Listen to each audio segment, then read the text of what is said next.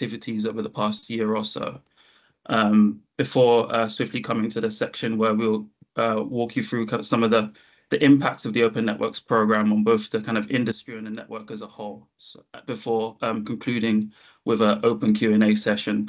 But as a reminder, we do encourage people to kind of raise questions as they come to mind throughout the session. So please don't wait until that final section, but that's just a moment to kind of reflect upon everything and have an open discussion with the group. I think those are the only points I had to cover. So I'll, well, one other point as well. The session is going to run for just slightly over an hour. So we have not scheduled a break so that we can hopefully just give you a bit of time back of your day and make this a really like focused session. So hopefully there's no objections to that before I hand over to yourself, Avi, to take us through the session today. Thank you so much, Rees. As Rees mentioned, my name is Avi Aital. I'm the head of Open Networks, and I'm here for most of the session, taking you through the journey, what we've gone through as Open Networks. And I'm speaking as a spokesperson of all the subject matter experts and the networks who spent years and a lot of time to get us where we are now. While it's quite a privilege to be here as our spokesperson, but it is a collective effort that I'd like to flag. So any questions you have, I'll do my best to answer them. But if there are some nuances that I don't pick up, I'll be happy to take them away, have a chat with the SMEs and get back to you offline. As Rees mentioned, I'm more than happy for you to ask questions as I'm going through the slides, because the purpose of this is to engage with the stakeholders. So there's no point in just me going away on a monologue for 60 odd minutes, which is not useful for you folks. So feel free to ask these questions. Also, like Rees mentioned, we have the actual calendar slot for 90 minutes blocked. I had these slides planned out for about 60 to 70 odd minutes. Happy to navigate that through the questions we get along there. So we do have that buffer at the end if we need. So with that background, just kicking off, for context, just by way of introduction, ENA is the trade body that represents both electricity and gas members, transmission and distribution in the UK. And the program, that's the Open Networks program, is one of the key programs that ENA is currently being led across the UK as a whole, fed through by all the members for us as and when appropriate. Jumping straight into the main point of this session, we are in the Insights Forum of Open Networks, so most of my conversation will be related specifically to the Open Networks journey. And the reason we've used this journey quite often is the fact that whilst we've structured ourselves as a program that looks at key areas and content, quite often the overall trajectory we've taken is lost. So the way I've framed today's session is functionally to take us through the journey of where we started and have hopefully where we've gotten, but obviously emphasis on the outcomes are delivering on the most recent times rather than dwell on past of what we've done in, say, 2018, for instance. But for context, we kicked off the program back in 2017, the cusp of the first Smart System Flex plan. And this was an opportunity for all the networks to come together such that our collective efforts are greater than the individual parts. So we use the Net Zero Mandate, Smart System Flex plan, and the stakeholder feedback and key steer from Ofgem and DESNZ and the steering group at the time to come together as a collective to essentially prepare ourselves and develop and deploy what we call smart and flexible energy system. As a subset of that, obviously, from a more granular level, it is all informing the distribution system operation transition, which from the current ED2 is being deployed or BAU as far as the regulatory regime is concerned, and then establishing the local flex markets or demand response, and then that whatever sits behind it. Although I have flagged here, getting to connect faster and open data. So historically, we had these areas of work, but as we've progressed down the road of developing these things, the volume of work and the importance of it have grown. So we've diversified that to standalone programs within ENA, which you can probably access, via our other channels out there within the ENA forums. But giving that as a key background, so focus of the past few years has been essentially setting up the local flex market. And I've taken an effort to sort of characterize the local or the flexibility market in Great Britain. I see a lot of subject matter experts on call, so don't call me out on the broad brushstroke assumptions I've made to sort of capture this in one slide, because it is quite a difficult task to put the entire flex market on one slide, but it has helped me sort of bring in the conversation just to characterize what we do, where does it all fit in. So just for context, I've split up into explicit and implicit market. Explicit being where there's a need within the network, and the networks, whether it's system operator or distribution or a national system operator, wherein they go away, reach out to a service provider, contract with them, and dispatch the service. On the other side, it's if you go down the route of something that's more implied based on signals and state of play, where it's not necessarily contract and dispatch, is on the implicit side. So on the national side, which is predominantly managed by NESO, a national, formerly energy system, electricity system operator, is all the ancillary service and capacity market. Then on the right, where you see the congestion management, that's predominantly the market that's managed and deployed by the DNOs. And that has been the main remit of Open Networks for quite some time, wherein we made it our ambition to essentially develop that and deploy that in UK as a whole. And underneath that, I've also written the RDPs, which are currently, being led by several of the DNOs right now, which fit into the same ballpark of what we're doing, but doesn't necessarily come within the remit of the program as such. On the right, there's also a lot of work going on in case of whether it's the REMA consultation and the conversation that's live there. And on the right, on the locational and retail market, several Ofgem's initiatives right now are pushing towards development of setting up the domestic side of things. How do you mobilize that? So one thing to call out on this is each of these are managed by certain entities, and one of the ambitions is to sort of bring it all together, and that's the state of play for us. So as our remit goes, we are currently looking to develop the congestion market and then also ensure that that market can then be worked across the other markets. Like, how do we then, as a network flex service participant, how do I then place myself wherein I can participate in multiple markets? So that's the high level remit of what we do. I've also written those two orange boxes down below, the secondary trading and peer-to-peer. So they are perhaps slightly more on the horizon, wherein we think there is potential, but it's too early in the it's probably more on the academic side or something that we are currently keeping an eye out on rather than looking to deploy something in earnest right now. So that's what we would call in the more innovation space. And for context, secondary trading could be trading of actual contracts or flexibility, or it could be secondary trading of capacity as well, where there are capacity congestions. One entity which doesn't use the firm capacity can then offer up that services or that particular capacity to somebody else, for instance.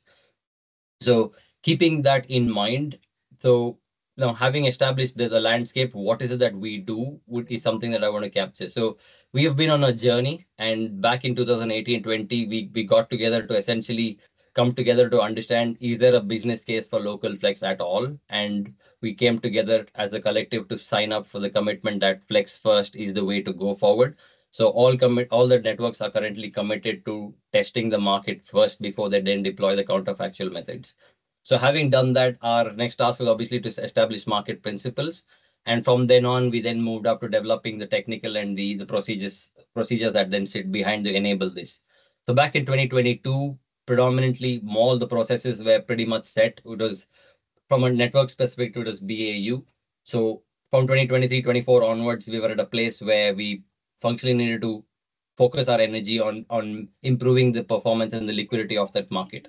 So depending on the diversity of the audience, quite often I like to explain what we do as congestion management. That's like saying, managing traffic on a roundabout. So it's a way of incentivizing certain sort of vehicles, let's say, who are at the roundabout, which brings out the nuance, the fact that for this market to flourish, we need to have the right assets at the right time, at the right place. So there are things that we need to do to make that happen.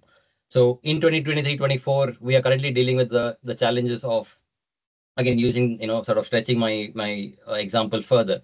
So over the last 2 years, we've spent a lot of effort in bringing as many, understated or underrepresented or low carbon technologies onto the road in my example.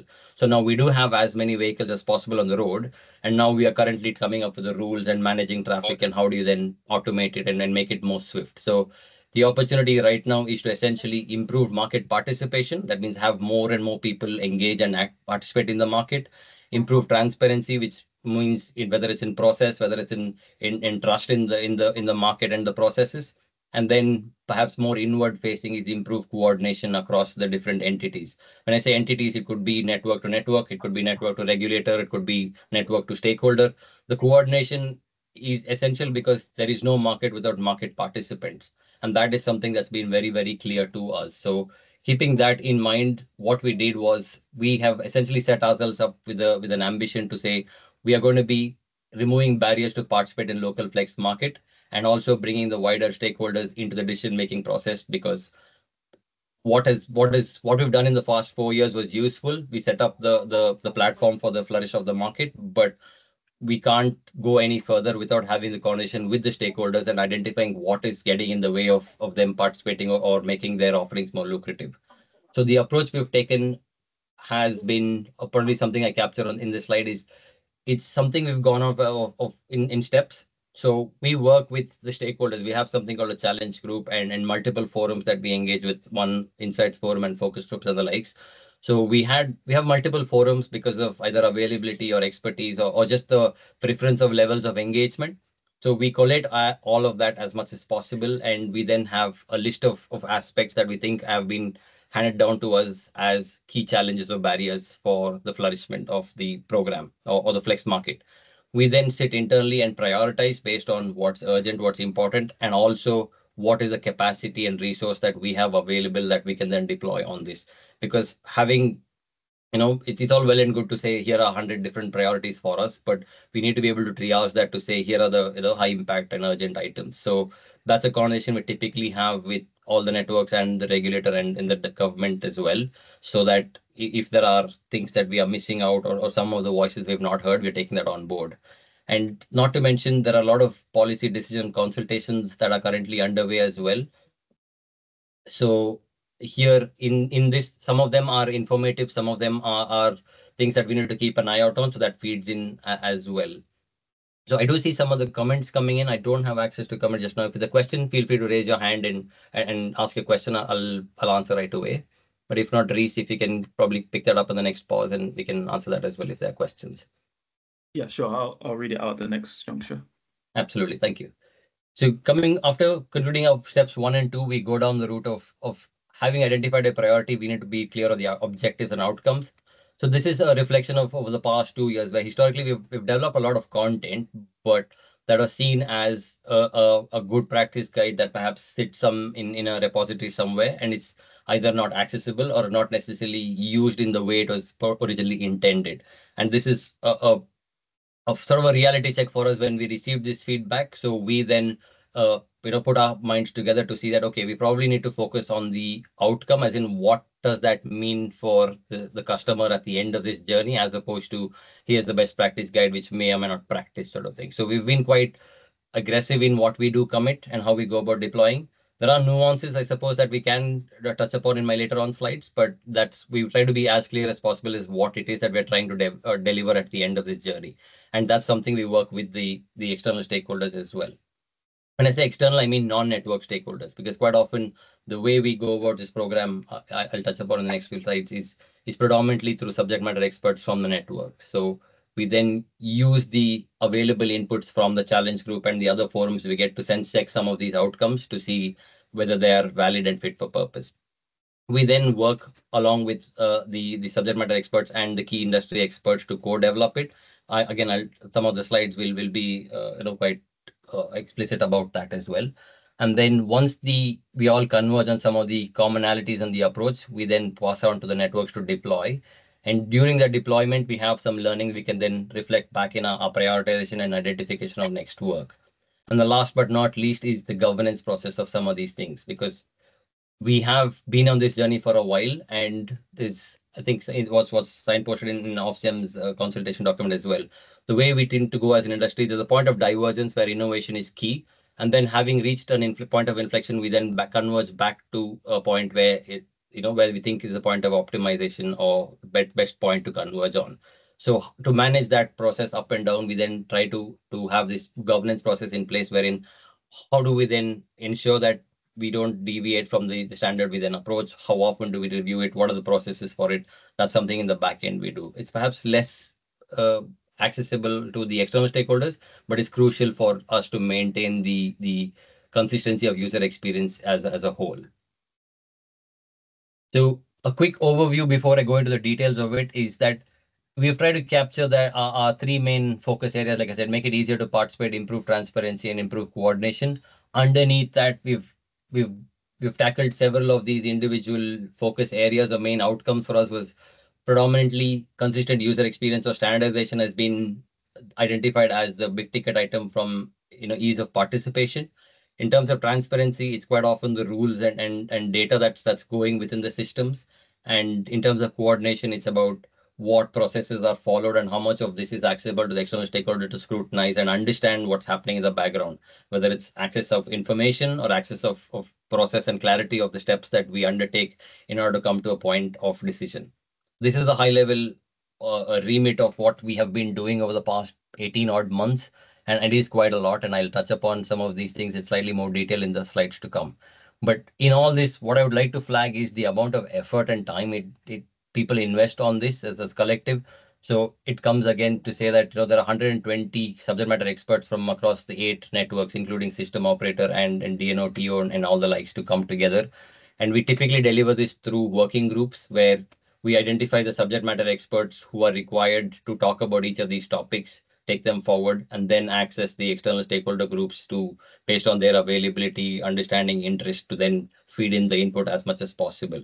So this is quite an ambitious program. So quite often the challenge has been, the outcomes are not necessarily as fast. It's probably because of the institutional size of this entire ambitious targets we set ourselves. Because if you're going to change a system as a GBPLC, it's not about just issuing a document, it's all done. So that nuance and that criticality is something I would like to I guess bring out, and also like to acknowledge the effort that the networks squad, the regulator and Department of Energy who contributed in this journey to be acknowledged front and center. But I'll pause here before I go to the kind of details of some of these outcomes. If you have any questions, Reese, on the chat, or if anybody wants to raise their hand, please fire away. Yeah, thanks, Avi. There was a question regards to the flexibility markets slide that you had. So flex markets on one page. Right. There's a question that reactive power is listed under ancillary services. Does this mean that other markets will not have reactive power? Will congestion management not use reactive power? So it's not to say what they will or will not. This was a state of play as things are. So in the program, we did review the reactive power on a distribution level, and it was seen that perhaps there either isn't an urgent need or perhaps there isn't an adequate availability to make that a standard. But from our side, we are keeping an eye out, saying that if and when that becomes necessary, we're more than happy to bring that in. So the point I would like to take away, it's not that it will not be. At the moment, it is not, is the way I would read it. Thanks, Avi. Paul? Yes, thank you. So I'm quite new to this, so apologies if it's already been raised or covered. But on the next slide, when you look at improving participation, one thing that doesn't seem to be on there is incentives to participate. I don't know what discussion or information on that is available. Yes, so I think the incentive, we've not quantified that, Paul, but I think the way we are approaching it is that in order for a market to flourish, it has to be obviously market participant and the market operator. So quite often, most of our engagement is voluntary. It's not like we have a remuneration for participation, but obviously the opportunity for you to come along and have a conversation of what is it that the barriers are and how it is that we can address that is something that we're currently focusing on. But do you have any suggestion of when you see incentive to participate? What do you have in mind? What incentives are you asking for? So yeah, I'm sorry, not clear on that because on so I don't know if there is a remuneration or just other benefits to participants. Really, that's kind of my question. What is the incentive? The incentive is the outcome itself, in my view, because if the market is consistent, and then every asset developer will then be able to access the market and get better returns for their assets. So it is what we want to build a symbiotic sort of relationship, because it is in interest of the market participant and the market operator to come together to deploy this, because it's a win-win.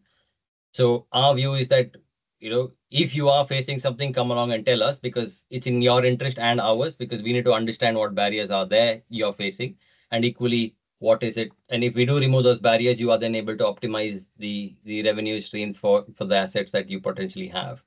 So that's the kind of way we approach it. But I'm happy to reflect that and make that something that we can, be more explicit and be more articulate on that going forward. Thanks, Paul. That's really useful. No problem.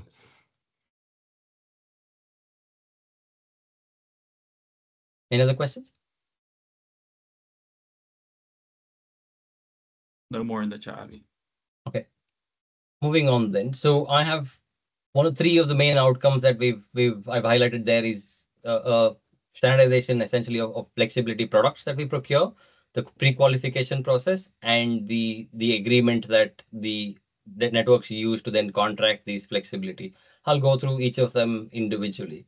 So pre-qualification is something that every asset needs to undergo in order for them to participate in the market. And historically, since the launch of this entire exercise, each DNO have gone away and deployed their criteria for the pre-qualification. Whilst most of the information required were pretty much the same, because end of the day, we're all operating the market, the feel and the feedback that received was that essentially that the approach taken is not necessarily consistent across. So as a flex service provider, the amount of effort they need to put for individual DNOs is compounding because it's not identical. So since then, we've been trying to come up with standard, data layers for commercial and technical. And now, we worked a lot with the stakeholders over the last year to come up with a genuinely consistent process. So the way we've gone about that is here's a summary in one slide. So before we set out on this journey, so each network had different number of questions they would ask. So potentially anywhere ranging from 17 to 80 on the commercial side, and again 16 to I guess 60 odd in the technical side, which meant that if a flex service provider is essentially accessing market for all the DNOs, they then had to prepare for 560 separate questions in order to access that market to actually just qualify their asset. And that was deemed to be a huge overhead in any organization, because every time they need to register per DNO, they need to prepare separately. So having reviewed that entire journey and understood the barrier, what we've then come about is consistency across all the DNOs, where we now have 31 standard questions for commercial qualification and 35 for technical qualification, where all the fields and the content of individual responses are fixed. So whether it's deployed through an actual platform or whether it's an Excel sheet, given that it's genuinely consistent in terms of what information is being asked and in what format and what is the information that the flex service provider will put there, we think that's a huge win for us. So this is currently being deployed through all the platforms that the networks then use to advertise and to secure launch their tenders. So that could be the likes of, say, Piccolo or Electron or EPEX or the Flex Power, for instance. So each of them have embedded this such that whichever DNO you are accessing market for, you then have the same set of questions you will answer. So this is the kind of approach where we meant by consistent user experience standardization. But one of the caveat I would like to say, by standardization, I don't mean like a grid code or some such. Standardization is harmonization or consistency of approach rather than codifying it. But it's not to say we don't or will not codify it, but it's a case of where and when appropriate, we will then do that. There are a few outcomes that we have looked to codify, which I'll touch upon. But I just want to be clear that when I say standardization, it doesn't necessarily mean that it's got embedded in some sort of DACUSA right away. It could be eventually, but as of now, it's only a deployment of a process that's consistent across all DNOs.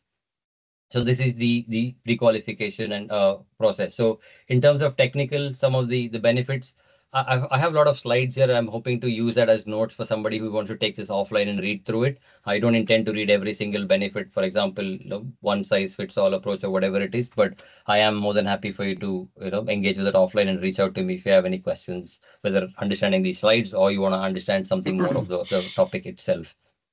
So that's what I had for pre-qualification. So we have, as things stand, the DNOs have currently deployed this across all the markets right now. The status of each of this, you can be able to see that directly on the Open Networks website, which will be launching shortly. We are the final sign off within ENA. You'll have that in the next couple of days. You'll have the tracker of every outcome that we've currently put out there will be live on the website for you to see the state of play. But as of now, I can confirm that the pre-qualification has been deployed by all networks and is currently in use for all assets that are currently looking to access the market. Any questions before I jump to the next one? Yeah, I mean, this is Pat Brown, and I'm just curious, when I look at that technical line there are so many places where the technical kind of information DER characteristics, generation characteristics in general, are required, tracked by or shared by distribution network operators. Mhm. And I just wondered if there was thought given to coordinating with those things, LTDS, the ECR, distribution planning code, data exchanges. There's just a plethora. So absolutely, Pat. I think that's certainly not lost on any of the networks. And one of the aspect of our work when I mentioned was improve in coordination. Obviously, the data flows sit in there. This is predominantly external facing, where at the time of qualifying assets, these are the bare minimum sets of information we need, and we're making that consistent. Because in order for us to run the program itself, there are a lot of information that's needed, and that has its own, I guess, processes in place and the way it's exchanged. But point is absolutely valid. Yeah, it's really important to get that information from the connector, right? From Yes. the generator, from the DER, whatever, so that it then is available to be utilized as it needs to be and reported on. Yeah, thanks. Absolutely. Thanks, Pat. We're having a question in the chat, Abby, from John Lucas. They're asking, do you think there's potential for national flex markets to align their pre-qualification with the DNO standard? I think the short answer is that's how we've approached it, wherein we are trying to make it as consistent as possible, and wherever applicable for ESO, we can go and align that. But I don't think it's a one size fits all given the diversity of products within the ESO market.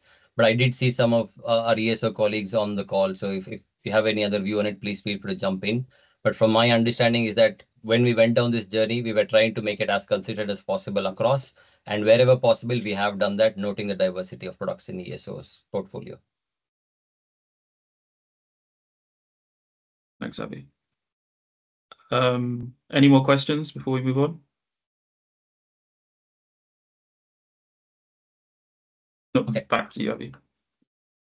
The next big item that we were tackling with was the standard agreement, the contracts that each of the networks use to procure the flexibility I spoke of. So this is similar to John's question earlier. We were trying to ensure that the agreement that is used by flex service provider is something that can be across the market consistent as much as possible, and ideally not per tender. So we were approach of making it make it as consistent as possible and as less resource intensive as possible.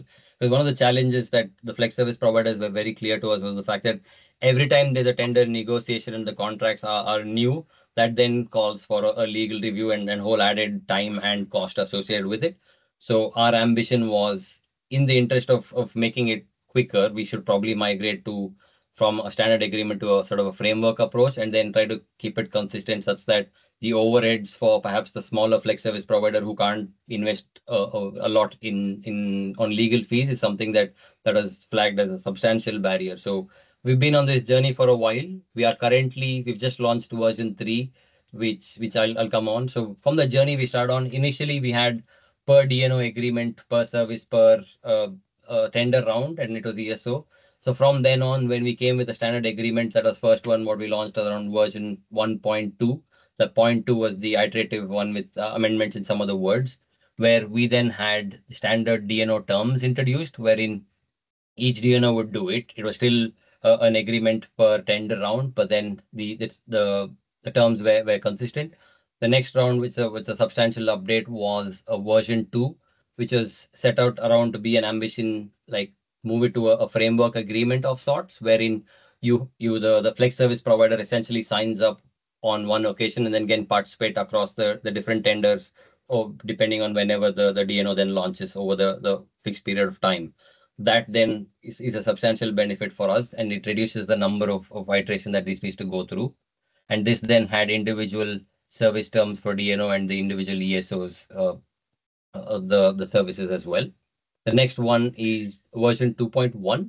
So this is an interim version where we introduced where we had something called primacy, which I'll touch upon, the rules that we had developed. And it was deemed that we need some clause within the agreement for us to go away and deploy that. So we introduced some amendments there and updated some terms and initial alignment of schedules, as well as a low-hanging fruit in some levels where we introduced that, and that was then launched in 2023. Right now, version 2.0, version 2.1 are the major versions that between ESO and DNOs were predominantly been using. We've just about launched version 3 that's I think launched a month ago, and this is following a substantial amount of stakeholder engagement. It is clear to us that there are some concerns still being raised on version 3 that we are currently working with, because our intention was to ensure as much as possible to have this as a stable version going forward. But it's a learning experience. Like in each attempt, there are improvements, but equally as we go with this, there are still better things we can strive to do. So we are currently in conversation, and I know for a fact that I think NPG are the ones who are going live with this first, and they're currently trying to deploy this and getting the feedback on the actual market participants. And this is perhaps comes back to my original point of participation, because while the conversation when you're deploying these contracts, the feedback you get are obviously very relevant. It's quite often we may not necessarily always tap into that level of scrutiny from the stakeholder when we are developing this. And that's probably my call and appeal for everybody on call here, is that this is where the input of the stakeholders are crucial while developing this, because the more detailed thought you give into this, it's more easier and simpler it's going to be as a journey for us. Whilst we are committed to going away and listening to it and fixing this, and I think from a network's perspective, it's obviously essential for them to do it. Even as a program, we are committed to do it, but there's still an opportunity for us to improve that level of engagement, because we want to hear all of it and as much of it when we are actually developing this, as opposed to when we're planning for the next step to only realize like, oh, we probably missed out something earlier. But having noted that, there is still a substantial jump from the version 2. Some of the key changes I've flagged here. Again, I don't intend to go through all of them, but I guess some of the big ticket items were like liabilities. Historically, the liabilities on the FSPs were uncapped, and now we've gone away and established a cap has been introduced for that, so that the liabilities is more clear and something that they can factor in. And whether it's case of some areas where there could not be compliance, for example, cyber security. Right now, each DNO have individual company policies for the cyber security. So we've then used the standard wordings to say that this will then be deployed by individual network priorities as such. And then in site access, there were some wording corrections in terms of who and when the access of those domestic sites or the FSP sites will be granted to DNOs and what basis. So these are the consistency that we've managed to deploy. And whilst we have not taken the shortcut of moving everything to service terms where each DNO can then add the variation, I want to believe that everybody is brought their best game to the conversation to say, okay, this is where we all can hold the line. This is where we all can't necessarily give up. It's probably worth noting that every DNO has a different business case, a different appetite for risk, and obviously different policies when it comes to cyber and certain other aspects of it. So whilst we are navigating the diversity of individual businesses, it's still a huge achievement in terms of from a flex service providers accessing the market. It's quite a substantial update and a journey for us in general as well. So this is the update from the standard flex products. The version 3 is now live on the website, along with the rationale and the feedback we received in the consultation, with clear articulation of what has been changed from version 2.1 to version 3, so that if somebody is in the market and now we are going to be accessing version 3, so you just know what has changed, so that you no longer have to repeat the exercise of review it all over again. I'd like to flag that at the moment, the process followed by ESO is more onerous than perhaps for DNO. So the ESO continues to use version 2 till they're able to go away and finish their due diligence in terms of the regulatory requirement for their consultation before their deployment. But the ambition is to essentially converge on to a consistent contract at the very end. And we hope to have this as a stable contract for foreseeable future, so long as we're able to cover off all the current feedback we're receiving when the tenders have been launched, and that will allow for market to go away and consume this and give us feedback on it, and we'll review the feedback again in a year's time to see if there's a need for another update.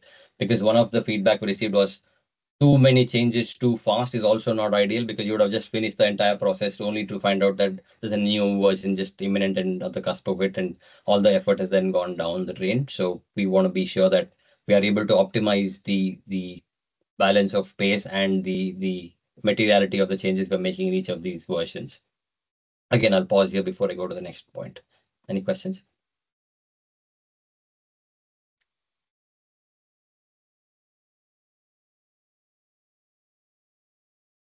Just a note, I do see quite a few of my network colleagues, and also I think I saw a few colleagues from Ofgem here as well.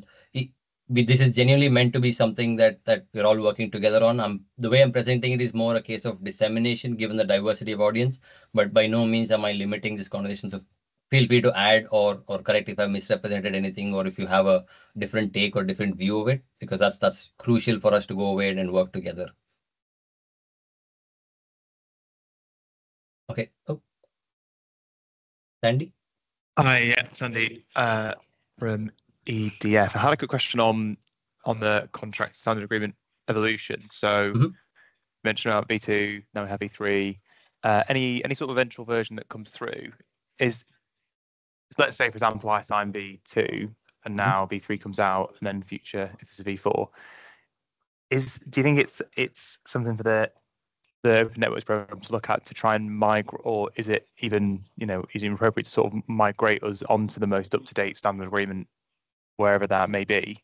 So let's say I sign V3 now for a certain DNO, and then they release V4. Do you think there's some sort of standardized way of trying to always be on the most up-to-date standard agreement? Yes, absolutely, Sandy. I think the current commitment is that all DNOs will deploy version 3 in their next round of tenders. It's just that I think it's incidental that NPG have launched a tender as soon as they have in the current timeline of things. But the expectation is that if from now on, as in the day it's launched, for whatever tenders to come, it'll probably be version 3 that's being deployed.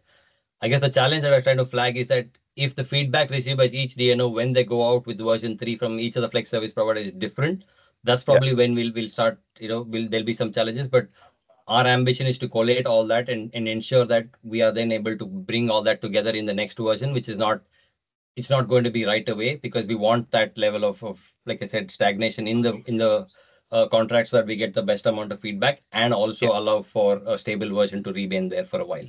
Okay, yeah. And I guess just to confirm then that, the standard agreements is almost, in inverted commas, standard enough that, let's say we participate in NPG's tender, sign V3, and then if we're successful, have those standardized products that we flex under V3, but then in 2 years' time, if NPG come out with V4 with a future tender, and we sign V4 and there are products under that, I guess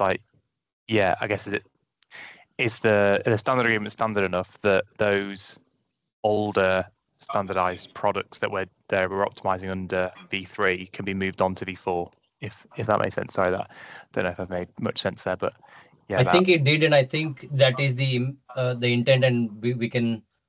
I don't know if I'm using it right, but I think backward compatibility is perhaps. Yes, that's that's exactly the word. There you go. Yeah. There you go. Basically, so I think that is certainly the case, because we don't want to be in a place where now we've done this, that, and we undo the work in the past. It's always been incremental and constructive. So it's not to say that by introducing something we're now disqualifying something that we've done in the past or agreed in the past. That's why it's a case of trying to optimize the time invested, whether it's legal or commercial reviews, is what I had in mind. But if your experience has been different, then please do flag to the network member or to me directly. Then we can pick that up in the right forum and see if that's how we tackle that. Okay. Nina? Yeah, really helpful to see it all set out nice and clearly, super appreciated. I wanted to ask 2 quick clarification questions, if that's all right. Yes. So the V3 that's highlighted green, that one is live now and being used, or is the thing we're doing next? It's live now. We've launched version 3 last month, and NPG are the first to use it because they've gone live with the tender now. Every DNO, based on whenever the next tender launches, the ambition is to use version 3. The caveat is that with every tender that's being launched, now there are conversations that's currently underway with each of the FSPs, and we don't know whether the feedback we're getting are the new ones or the old ones. That's something we're currently reviewing. That's the caveat. But every DNO after I think March of 2024, we are committed to using version 3. ESO are using version 2 and will move to version 3 following their their due diligence. Okay, so the ESO is still on version 2, maybe 2.1, 2. 2.0. And is doing due diligence and will then decide about moving to version 3. Version 3, that's correct, yes. Awesome. That's really helpful for my understanding. Do you have a sense of timelines on the ESO due diligence? I know there's a lot of detail. I mean, it's under review right now. There's nothing that we've received a formal commitment on, so I don't have a thing I can disclose at the Cool. moment. Yeah, no problem, no problem. And the next slide, my favorite pet topic area, registration of assets. With the change you've said, so this is a change that is in V3 and is live going forward, that the providers should use reasonable endeavours. So it's an obligation on providers. And then also that there will be clarity of if there is a duplication, how it will be dealt with. So I just wanted to understand, do you have a sense of what kind of reasonable endeavours providers are going to be able to do? And on the dealing with the duplication, are there rules written in then that are very easy to follow, or like what's the detail there? I probably need to get in the experts on this. From a high level, there are no detailed rules because of the fact that we know that this is an emerging challenge. I know several of the stakeholders have said that, you'll participate everywhere, but from a network's perspective, they're only realizing that same asset is being offered in 2-3 tenders. And that's how do we sort of square the circle is the question. So at the moment, we've passed this on to say, from your side, can you make it clear? And then we hope to pick that up and see how do we manage that. But as things stand, there is no clear explicit rule 1, rule 2, rule 3, which says you are then compliant and not compliant. Okay, so during a conversation with the stakeholders, we've sort of spoken of what the reasonable endeavors could be. It could very well be that we've just articulation of what is being done or based on our understanding here of the assets kind of thing. But it's not explicit as far as I understand. But for the moment, I wouldn't quote that as the reason. I can take that away and get back to you, Nina, if that's a specific area of interest for you. Yeah, no, it definitely is cool. That's fine for now. And definitely clear, like recognition of the problem and desire towards solution, and maybe like starting to get them there, but not clear, hard and fast yet, which is fine. Just always good to understand current situation. And yeah, definitely a specialist area of interest, and there will be upcoming consultations. So keep an eye out if it is for anyone else as well. Understood. Nice. I think Reese may have something to add. Just one moment. Sandy, I know your hand's up, but I'm fairly certain Reese has something to say on the topic of discussion first. Yeah, thanks, Avi. I just wanted to add that there is a kind of clear process outlined for when duplicate assets are detected. So that should be outlined in the contractual terms. Okay, great, cool. Thanks very much. That's really helpful detail. Sandy. Thanks, Reese. Sandy. So yeah, quick one on the same subject as that, I guess. So in EDF, we obviously have consumers, but we, for example, optimize like distribution connected battery energy storage systems on behalf of asset owners, for example. And I guess like that reasonable endeavors, I can imagine it being quite hard to like keep a track of, just especially like in the future if we have like a virtual e-party world. And so I think on top of that as well, we've got different marketplaces like Electron, Piclo, EPEX. I think in terms of managing our registers, it can become a little bit complex. I guess like is having some sort of like standardized common asset register within the scope of something like the Open Networks program, or is that something wider or more cross-cutting? Because yeah, I can imagine it being difficult to keep track of it all the time. I think the short answer is that this is clearly underway, and I know Nina's back on camera, so I'm sure she'll probably have something to say on that. But our view is that efforts are already underway, perhaps led by Dejnes or Ofgem. So our view is that we should dovetail and ensure that our efforts are additive as opposed to trying to do or repeat the same thing over. So we noted that as a perhaps a requirement, and you'll probably see it in few other topics like in Dispatch API or the likes. So it's always useful to have a unique identifier for asset like a passport number or the like. So that then becomes a thing you can take through in all our activities there. But we are not trying to do that just yet because we can very easily focus our efforts on something else and inherit the outcomes of the automatic asset register or the other initiatives that perhaps Nina will just jump in to speak on. Yeah, it's a really interesting point, Sandy. So yeah, thank you very much for raising it.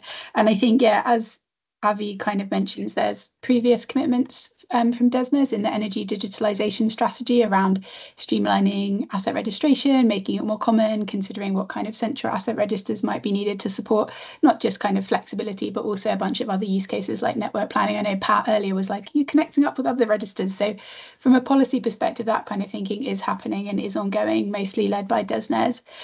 But yeah, there is going to be an upcoming consultation from Ofgem, fingers crossed, next week. I think we're allowed to say that. So please do keep an eye out. I've grabbed your email and I'll put you on our stakeholder list if that's helpful, Sandy. And if there's anyone else who's particularly keen, pop your email in the chat, if that's okay to steal your chat a little bit, because yeah, we'll be putting out some kind of policy consultations around what might be needed to support this kind of standardization and common approaches of assets registering for DSO and ESO flexibility markets, trying to make it easier in that space for providers. So yeah, drop me a line if anyone's keen to be in on that, but there should be lots of comms and you'll see it. Thank you. Adson?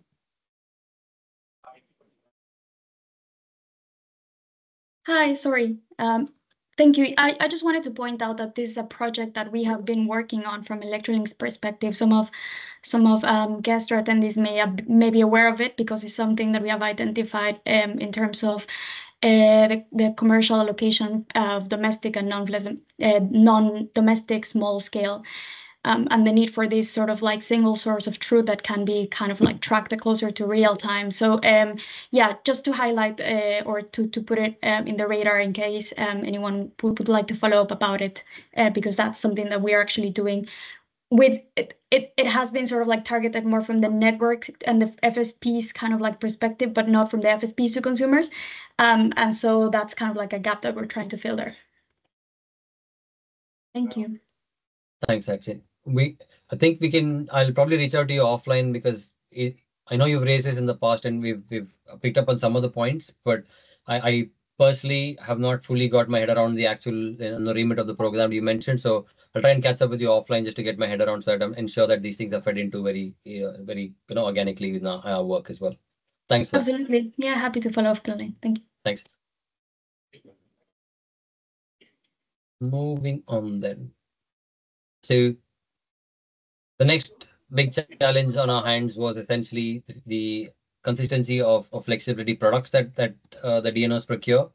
So this is again a challenge because quite often from what emerged from our experience was that while each DNO, in the interest of getting more participation in there, adopted some of the feedback that the flex service provider gave them in their license area, and it emerged that there were quite a few variation and interpretation of the flex products that were out there that was getting in the way of, if, for example, product one, when it was called as product one in DNO one, was not necessarily like for like replacement in the DNO across a different license area, for instance. So that was emerging as a barrier for us. So identifying the need to have it consistent is something that obviously was perhaps a low-hanging fruit and equally important to ensure that many of the other activities we perform, whether it's stackability or primacy, is built on the standardization of these products. So it was crucial for us to review this and to be very explicit and clear on what each of these products will constitute, so that all the things that build further on from this is built on a firm foundation. So setting that as our ambition, we then rebranded or recreated new products. The reason I say recreated is we did have standards in the past, like many of you would know, we had secure, dynamic, sustain, restore. Those 4 standard products were the ones that is being procured across DNOs. But it was made clear to us that the nuances that each DNO is then deployed in the way these are procured essentially gave the impression that they were not identical at all. And that was something that we needed to address, and we needed to get together to do it. Second one is that it is the way the products were published and utilized or like marketed. It was not necessarily clear what it did. Like, for instance, we called it secure and sustain. So we then took the best practice from ESO to call the products by what it actually does. So peak reduction, it does what peak reduction says. So we thought there's an opportunity to improve in there as well. So we then came up with these products now, the new products that all the DNOs are going to be procuring going forward. Similar to the question that Sandy asked earlier, or that since the launch, every tender going forward will be on these products. And we are then currently ensuring that the migration or what criteria for retiring any of the new ones or bringing in new products, because DNOs are always looking to innovate, and we're trying to make the market as inclusive as possible. So there are some DNOs exploring how do you bring in more domestic consumers, for instance, and the like. So I'm coming to that one. So how are we going to get to that sort of bridge that gap is the challenge we had. So we then came up with a clear articulation of what the products are, what requirement from the networks is it solving. So historically, our approach to develop these products were essentially what business case or what essential network requirement is this solving. But the way the FSP saw it was not necessarily what business case it is solving, is what performance that their assets are going to be delivering is the way they saw it. So we needed to turn the dial and see the world in their perspective. So we've gone away and done that. And then also equally mapped the payment structures, whether it's utilization only or availability and utilization, to then essentially make it clear on what are the revenue streams coming to it. So hopefully this, Nina, is the bit that you were after.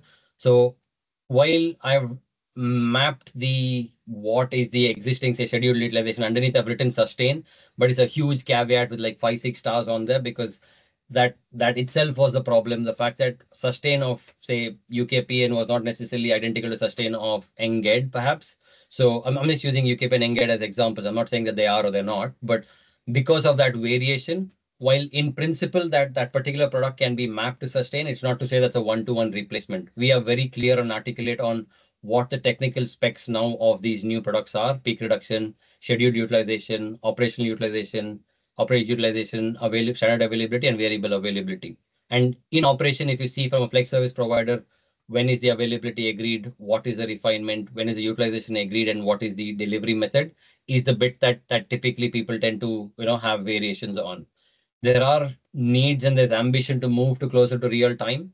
So some people who are in the detail end of things will call out that, yes, you've standardized these 5 products, but depending on whether you procure it right 2 minutes in advance or week ahead, there's going to be a huge variation in the process. We are aware of that, but it's essential right now, because the view was that if in the interest of standardization, if you cut out some of these things, it is going to eat into the existing market. So our ambition was essentially to standardize in the intent of market proliferation, but it would be detrimental to our cause if we go away and actually eat into existing assets there. But that is a conversation that's currently underway, because it's not necessarily been completely resolved to say that, yes, there is that particular asset giving this particular service, but can it not give the new one that we are looking to standardize on? And that is the transition we are looking to achieve, where we are currently studying the market over the next 6 months to determine which of these sort of variations, if you will, need to be terminated, whether it's the criteria for termination also is equally important, whether it's the volumes, whether it's the whatever other criteria that comes in. We are trying to be clear on, here are the standard products. All the specs are clear in terms of what it is the ask from flex service providers. And going forward, we will then come up with a view of which of these things, based on our market engagement over 6 to 8 odd months of one round of tender for all DNOs, we will then have some sort of view saying that, okay, which of these things we thought there was interest and volumes, but we have not got anything, so we should probably look to retire that. That's the approach we've taken. In terms of deployment, these, like I mentioned, are being deployed across all networks right now, doing the tender rounds. But the way we set it out is that we think that there is still room for innovation. So in the ambition to make it 100% standardized, we didn't want to stifle some of the key challenges that we still face in bringing in certain other demographic into the flex market, like domestic, for instance. So the way the DNOs have committed right now, with 80% of volume of flex that they're procuring going forward since Jan of 2024 is going to be with these products. But there'll be 20% where they'll still try out some new product that they think has value. And if it is seen as a viable product where there's interest from the market or there is a substantial impact on the network, we'll bring back to the conversation within Open Networks to then make that a new standard product. Or equally, like I mentioned, if some of the product is deemed as not fit for purpose, there's no interest or uptake on it, we can then retire that as well. So that the products that are going to be procured at any given time is representative of the need of the networks and the need of the flex service provider at any given time, is the approach that we've taken. So this is the the approach that we have gone for flex products. One thing I'd like to flag is that each of these are currently, I'm giving you a very high level summary of it. There's a report that sits behind each of this in terms of the assessment we've gone, how we've mapped, what are the variations we've found, and why we've gone down the route of getting each of these specific specification is there in a report. And we're also looking to strip that down to bare minimum of a standard and put that in the repository that holds the engineering recommendation as well, so that there's a single source of truth. I'll touch upon that later on in another slide, but I want to be clear that there is a lot of content behind the slides that I'm producing or I'm sharing right now for you to go away and perhaps tear apart some of the nuances that I have not managed to cover in the quick overview of these products here. Again, I'll pause before I move to the next session. Any questions?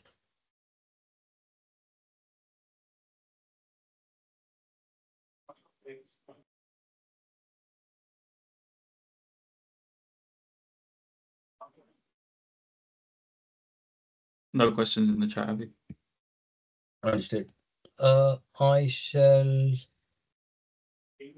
So in the interest of time, I probably need to speed up, but this is a big ticket item. So I'll spend some time on primacy and stackability and interoperability. These are big ticket items. It'll probably take 20 odd minutes, but I'll gloss over the next bit quite quickly in the interest of time. But again, if I see that the tension we have in the meeting is quite good. So if you think that there's value in me continuing at the same pace with the expense of extending 10 odd minutes, which is actually on the placeholder anyhow, I can crack on. But if you believe that it's good to crack or cover off within the hour, I can do that as well.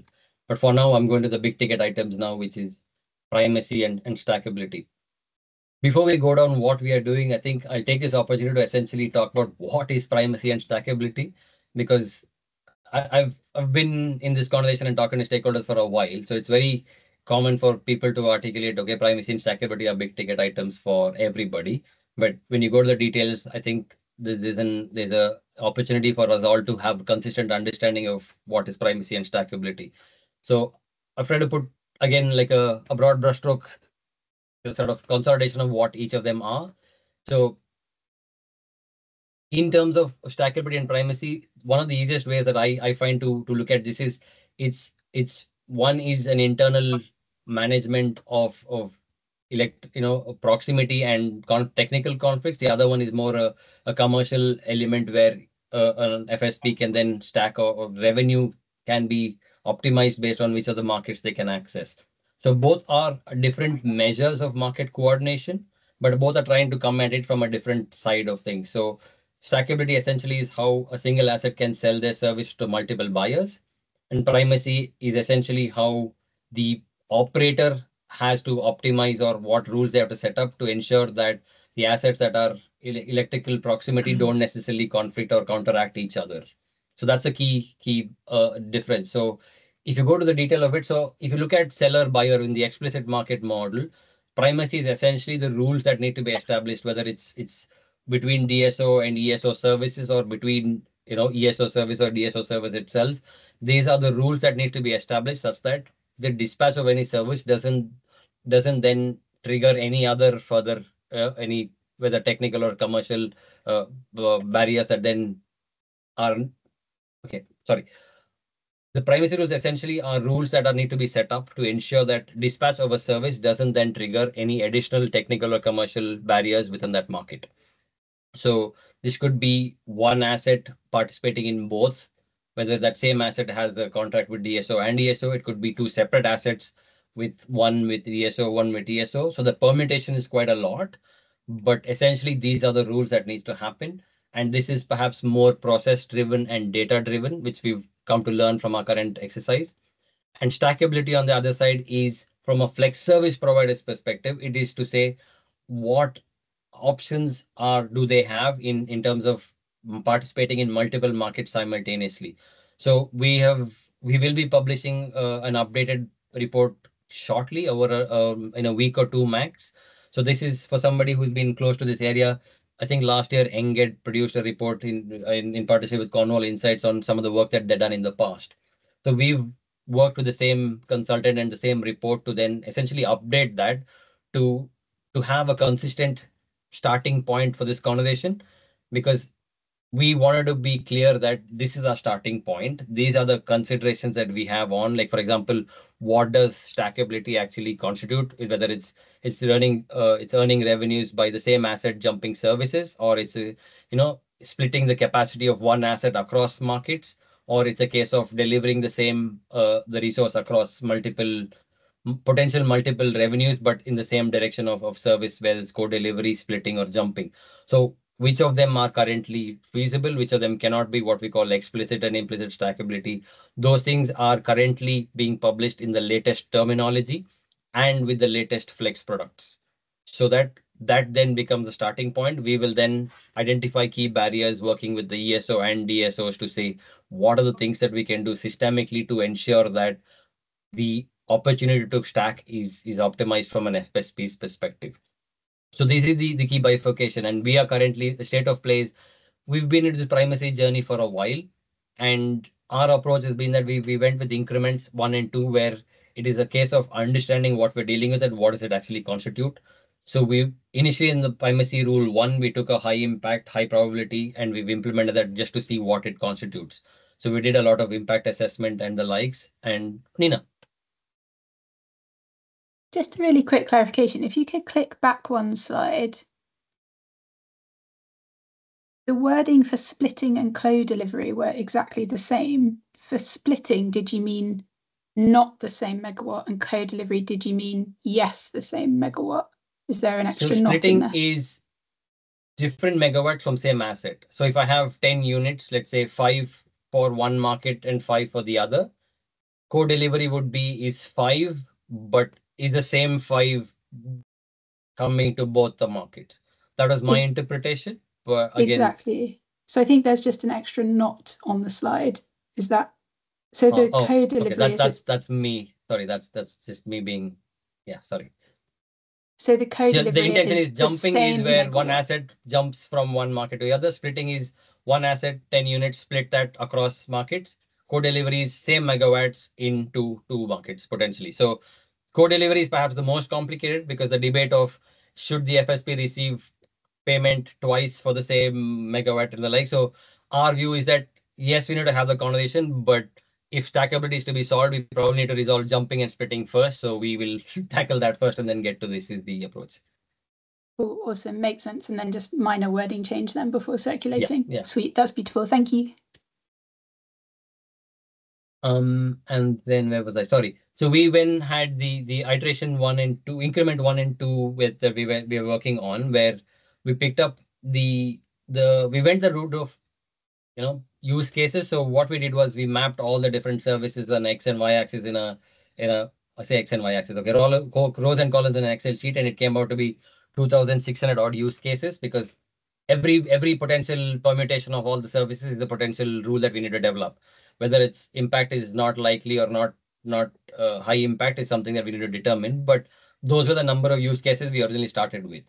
And given the complexity of the conversation, we need to start somewhere. So we went with the approach of going with use cases. In hindsight, perhaps that was not necessarily optimum route, but we've learned from that, and I'll tell you what we're doing next as well. But as things stand, we then went down the route of increments, where we were picking up use cases and coming up with rules for them. So in here, there are 3 aspects of development. First of all is the development of the rules itself. So we have service 1, service 2, the technical and commercial aspects of it. What are the different rules that needs to be developed and what are the impact of it? And then selecting the rule that is going to be deployed. So that's one exercise. The next one is the actual implementation of it, meaning what data needs to be shared and where is that data originating, where does it need to go to ensure that that rule can be deployed. And third one is something that we probably come upon in the near future as a program as a whole, is how do you then govern these rules? Because right now, for example, there are assets that, as things stand, primacy rule is not mandated, it's not codified. But then suppose there are different behavioral patterns that are codified. How does that then play out with other 3 different categories of conversation that needs to happen? So our focus has been on the first 2. So we then look to understand what kind of effort goes into developing these rules and how much of assessment is needed for us to have confidence of one impact over the other. And then next exercise was essentially identifying the data sets and then making that data transfer across the boundaries of whether TND, ESO, DSO, or FSP, DSO, and the likes need to be resolved. So from the first 2 increments, our ambition was second increment to have somewhere around 700 use cases, but we had to tone that down for several reasons. The first one was that some of the old services that was in the ESO portfolio was obsolete. So in the 700 use cases that we had identified, several of them were now no longer relevant because those products were obsolete. So we had taken them out. And we also discovered that some of the data sets we needed to deploy those Primacy rules, even though the rules are developed, is not necessarily available to actually deploy the rules. So the rules exist and we can deploy it so long as the data is available, but to source that information from where it is and then make it available to the right parties to ensure the deployment is something that we've learned to become a challenge. So having come and put together all the learning of increment 1 and 2 and noting that the urgency of this is quite imminent and we need to get this sorted ASAP, we've now taken the route of sort of turning the dial around. We now know what the deployment and development constitute. So we are looking to disaggregate the development of the rules and implementation of it. So we'll probably secure additional resource for us to go away and develop the rules and have all the rules developed in a consistent format, and also have an impact assessment of these rules such that there's a like-for-like comparison and it's a consistent one. And then we will prioritize the development of the rules based on the data that's already available with us, because quite a few of them, in order to make the data available, there needs to be some sort of infrastructure, investment from the network. So yes, there are rules that needs to be deployed, but even if you do develop those rules, if the data are not available, since we can't deploy it, and we have to get through a lot of use cases, our approach is that if you can prioritize the data that's available, whilst the network can then focus on making that data that's currently not available back onto the table, we can then ensure that the pace is managed. So we'll continue developing the rules and identifying what data is required to deploy these rules. And our first prioritization will be that in the data that's already available in the different platforms that ESO or DSO are currently using, and then pipeline the data that we identify such that we can then keep progressing with this. And then the last bit of governance is something that we'll have to come together as an industry, perhaps with the regulator and the government, to see how best to codify this. And that's probably a conversation that we'll need to be having sooner rather than later. But it is not a direct dependency for us to do what we are actually signed up to do. So we're basically putting our heads down and to get this sorted. So that's our current plan. So iteration 3 is where we are moving away from use case 1, 2, 3 approach, wherein here's a data set. We're trying to group them such that if the data set required to deploy rules for, say, 5 use cases are similar, we'll group them and then develop that and go forward such that we are able to not repeat the mistakes that we've learned from increment 1 and 2. That's the state of play for Primacy. And in terms of stackability, we'll just about lock the report that I mentioned is a good starting point and a conversation starter. Like I said, it's an update of the Enged Cornwall Insights earlier report. It's authored by the same external consultant, so that there's good transfer of experience and learning as well. It's just that it's up to date in terms of what we know is the state of play from all the different things we're doing in the, say, Flex products, for instance, and our ambitions. So we have a focus group planned on the 20th. For those who don't know, focus groups typically are areas where we have detailed technical conversation of this specific topic, and technically anybody is free to join that session based on their availability and interest. But it is a case where you then speak out of the different priorities and the nuances of things that I've certainly not captured in this call here. So if somebody's interested, please drop me or Reese or just anybody in Open Networks a line, and we'll definitely be able to put you on that list. And that's something we are doing. So our steps right now is trying to be looking at systemic things we can do, because one of the learnings from Primacy is that if you go down the route of use case by use case, we are never going to crack stackability, because the sheer number of permutations, you can stack 3 layers. So it's just too many. So we have to tackle this systemically. So we are currently looking at the ones I mentioned, Nina, where we know is a clear, where you can take on the low hanging fruits, and the more complex one, we'll need to talk about it, but we'll come to that when there is time and place for that. But we want to target on quick wins. And when I say target quick wins, is deployment and not just saying, oh, we're going to be talking about this. Our ambition, I think the current plan, which is currently in circulation, is that by Jan of 2025, we would have identified what the quick wins are and deployed them by that time. So, but if you ask me now on call what those quick wins are, TBC is where, because that's literally the conversation we had, I think, last week and this week as well. So we will be talking about that in the next couple of weeks in the program anyhow. But this is obviously very interesting and a fast moving area of work. So watch this space is all I'll say on this. I'll pause here before I go to the next item if anybody has questions.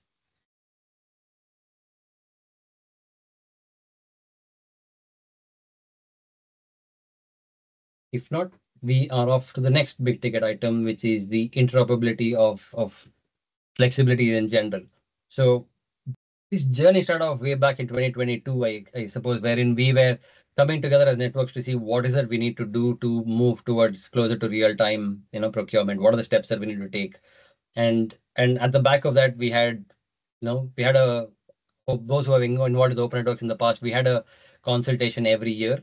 Over the last 2 years, we've withdrawn that given just the number of consultations that's flying about. And, we figured talking to stakeholders is perhaps a better way to get that feedback and better use of their time. But back in the day when we had consultation, September 2022, we had a consultation where the interoperability across the different systems in flexibility were seen as a substantially a big challenge as a whole.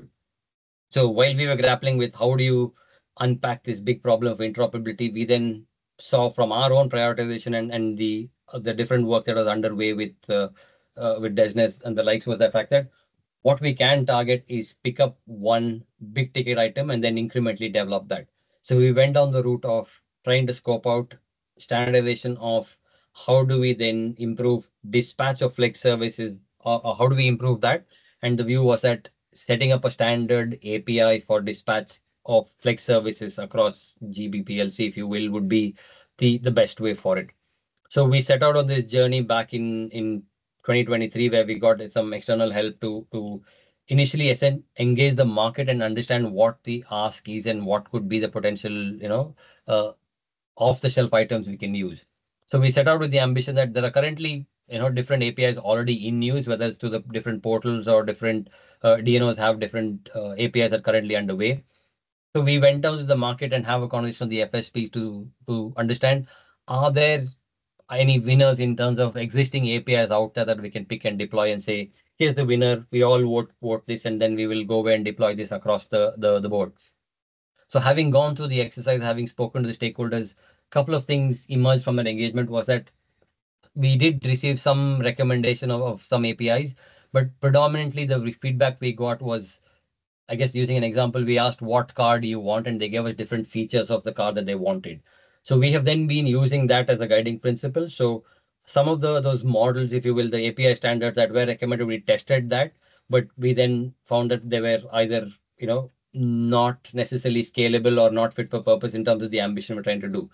There's a detailed report that we've put together in terms of all the options and what the outcome from the stakeholder engagement is. Happy to share that, and I intend to bring that all together in a more accessible format in the near future, because it's not necessarily easy to go through the journey with us, because if there are 6 reports, you're downloading them, it's probably hard for you to map out which is the report 1 and 2 because it's a sequence. So that's some other feedback we received. So we're putting it all together such that we've gone through this journey. Why we started where we are now is consolidated in one. I'll come to that anyway. So through this journey, when we got to the end of 2023, it became clear to us that there isn't any clear off-the-shelf item that we can pick and deploy. So in the interest of time and urgency, we got ahead of ourselves in a little bit, and we essentially went to our stakeholders, Ofgem and Desnes, said that in order to be aggressive, the best way we can do this is we have to develop an API of our own, like just start from and do our thing and deploy that across. And we had a constructive challenge at the time to say that if we are going to do this and if it's going to be fit for purpose, it has to be internationally compatible, because whilst we are focusing on our targets, there's an entire supply chain sitting behind this entire flex market that we need to take into account and not just create something because we set ourselves a deadline for April, for instance. So given that constructive challenge, we then took a step back and reviewed the existing international standards out there that we think can be scaled up to what we call GB profile. So the approach we took on there was oh, well, here are the benefits and why APIs were actually being deployed. So essentially, it's a case of for every DNO or every FSP can essentially have this embedded such that they can then operate that from one platform across different markets, and it is very much aligned to the aspiration to move to real time as well. So there are opportunities to optimize, wherein suppose we do develop this API and they need to deploy this within their systems.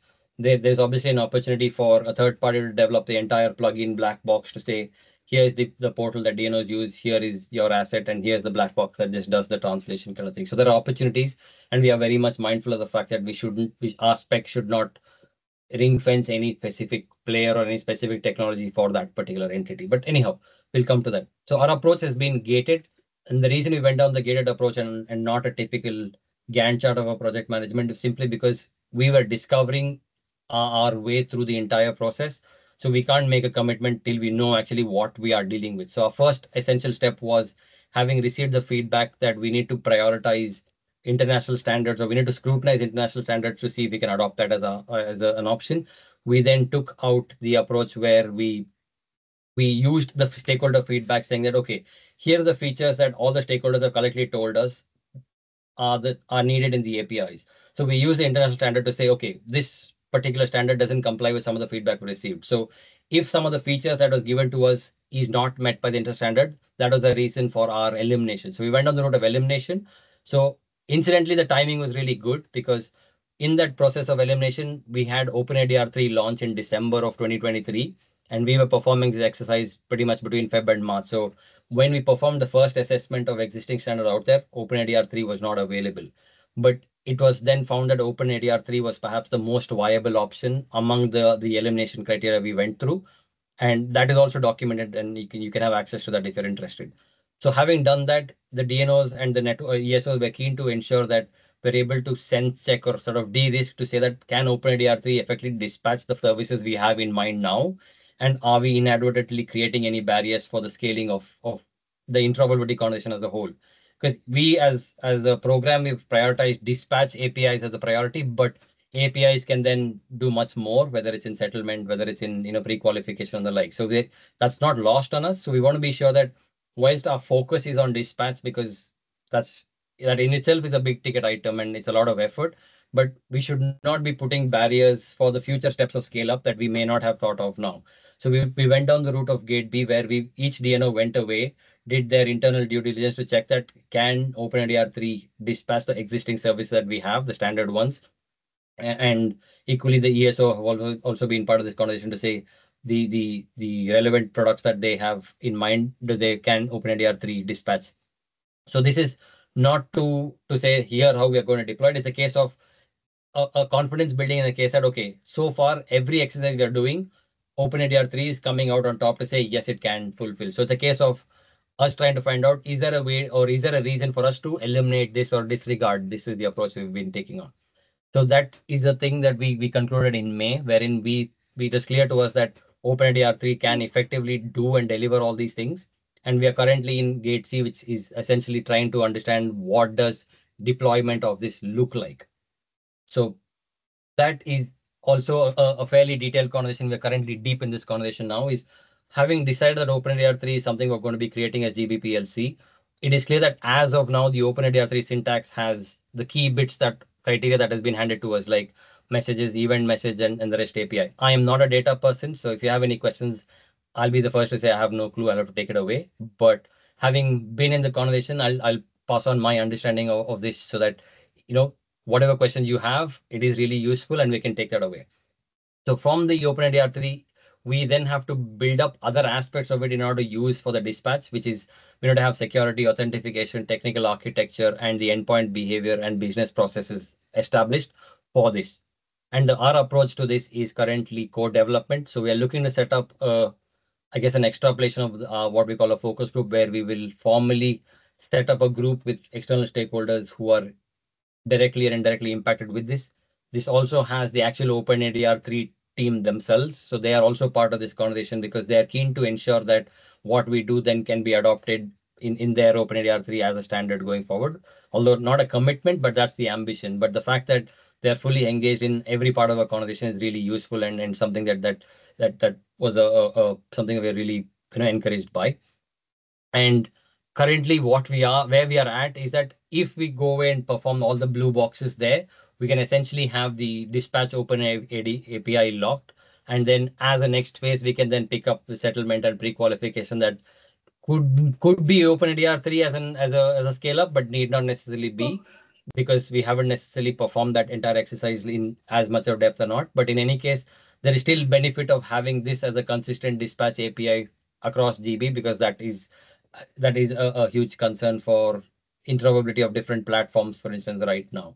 The state of play as of now is we're currently scoping out the resource and required for it. When I say resource, both time and money, it is substantially more than what we had originally planned, because of the level of co-development we're trying to do, because we want to be sure that we take on board the input from all the different platforms and the potential black box developers and the likes to ensure that what we do is actually fit for purpose, that everybody can sign off and go away and deploy. Because if you're going to be spending that much time and money, it ideally should be something we can, with great confidence say is going to be deployed, and not like we've done this, but there are a few other concerns which is getting in the way and can't be done. So in order to develop that level of confidence and commitments, I'm currently mapping out what is the optimal route to get that done.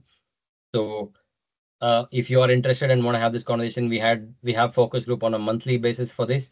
My ambition is to come back to the focus group next month to present a plan of what the delivery could look like, to sense check to see whether are we ambitious enough or are we too ambitious? What could be the pitfalls and challenges that going down this route for us? That's the state of play for us in the API space. I'll pause before jumping into the next one again.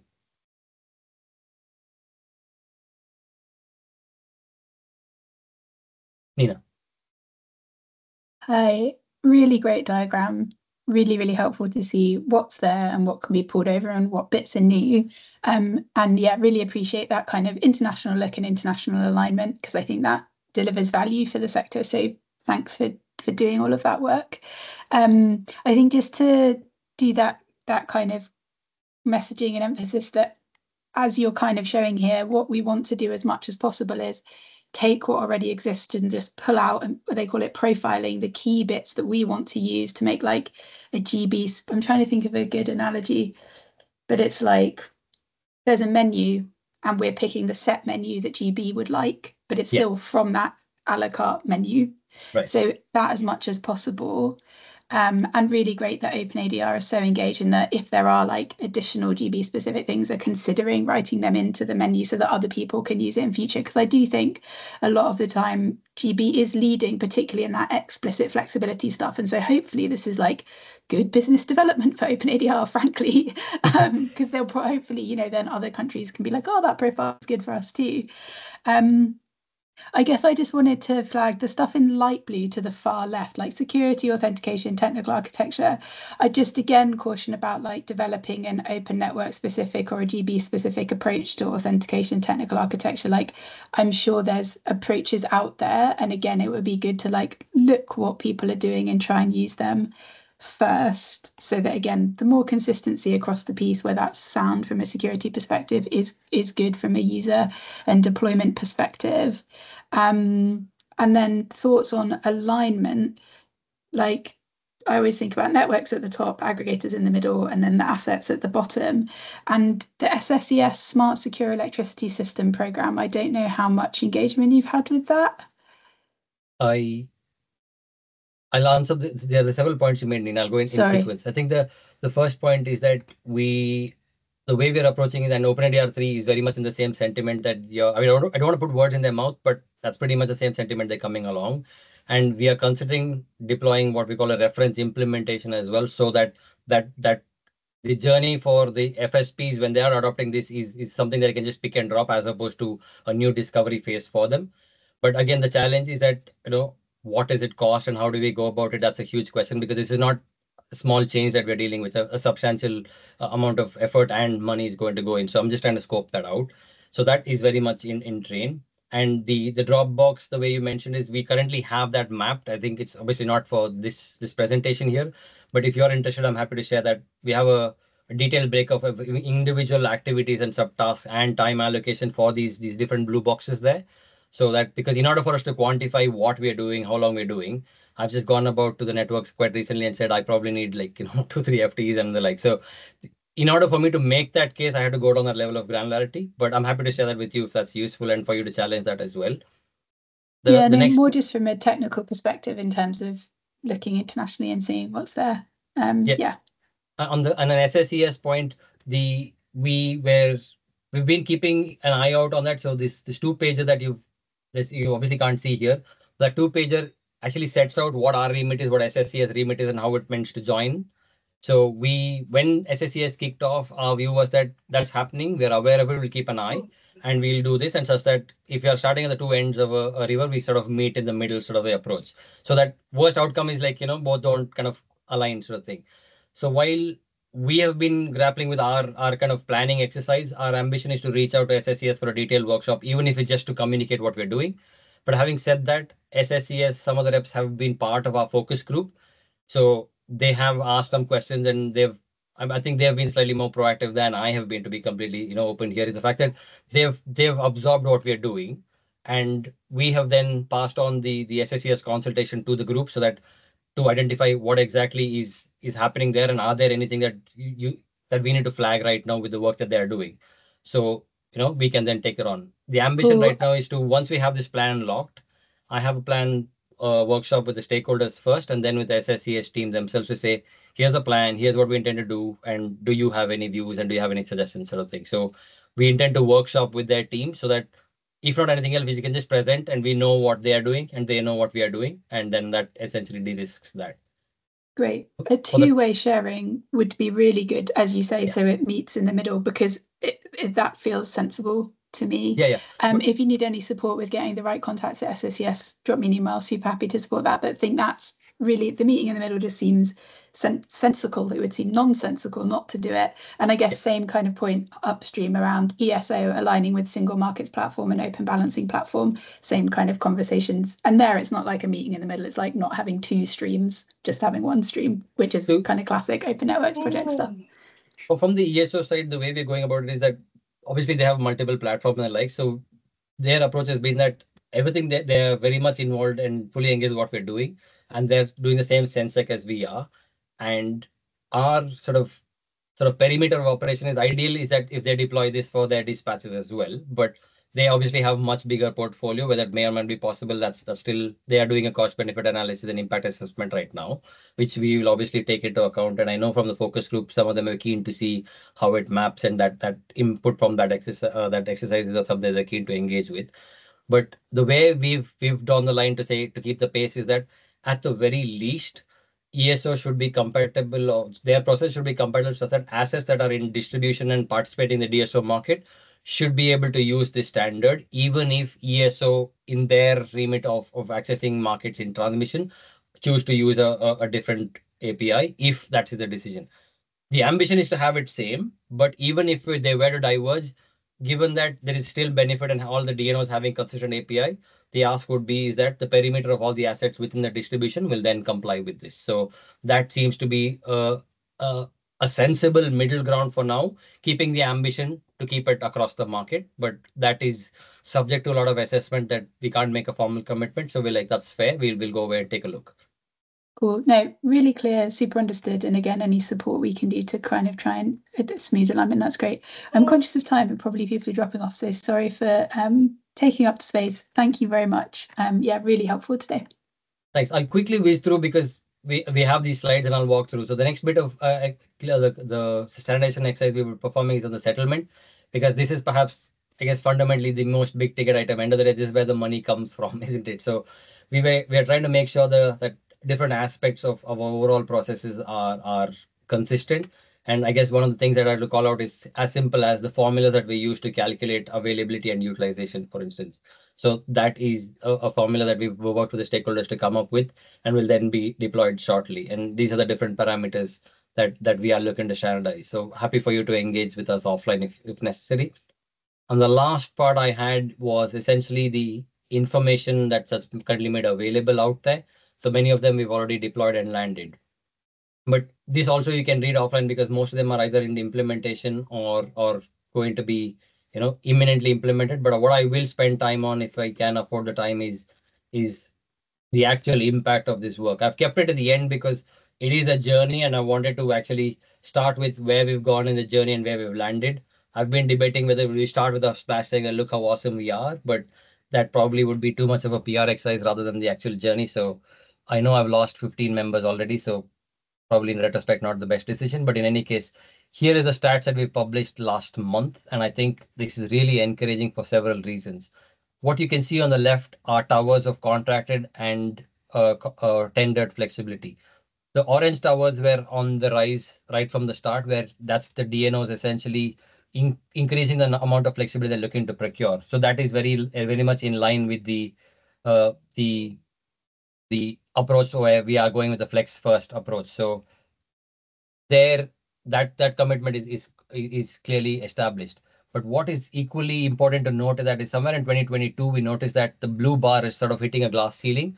So the efforts were put in over the last 18 months is now showing it's the benefits clear on the market, is because if you see the 2022-23 figure is around 2 gigawatts, and now we are potentially close to 4 gigawatts in terms of contract. That's a huge jump from where we are. We managed to unlock flexibility that was potentially not at the cusp of participating, but have not participated. So that's really a useful information for us.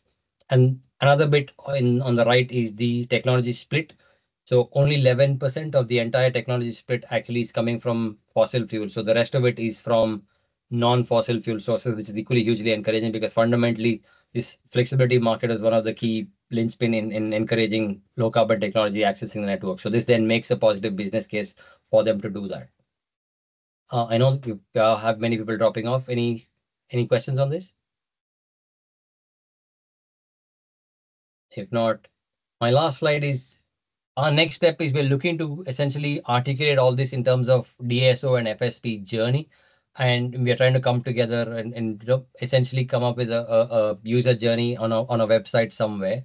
And I want to get your view on whether there is value in having such a thing, and whether you think there's going to be, how do you like to use it and how you'd like to shape that, or something I'll get to talk about. But noting the time where we're at, I just say that watch this space. And if you have any views and thoughts on how we can shape this, please reach out to me, because it's something I'm currently working on. This is meant to be an FSP facing or website where either existing or new FSPs can come along saying, if they Google, okay, what is Flex Market and how do I participate? This is a one-stop solution for everything that's having that information and have the latest reports from all the work that we're doing in open networks. I will leave you with a Slido poll that's useful for us. It'll be open for the entire week, so that when you receive the slides offline, I'm happy for you to go away and put this on. This is essentially for us to identify, how useful was the session and which segment of industry do you belong to, so that we then can funnel your impact, your inputs on to optimize the impact for our program in general. I'll stop there to take any final questions.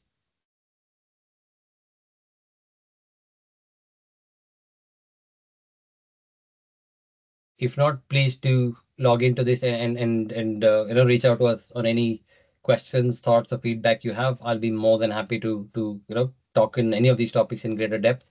But thank you so much for your time this morning. If there's nothing else, happy to drop off. Thank you so much for your time. Bye. Thank you.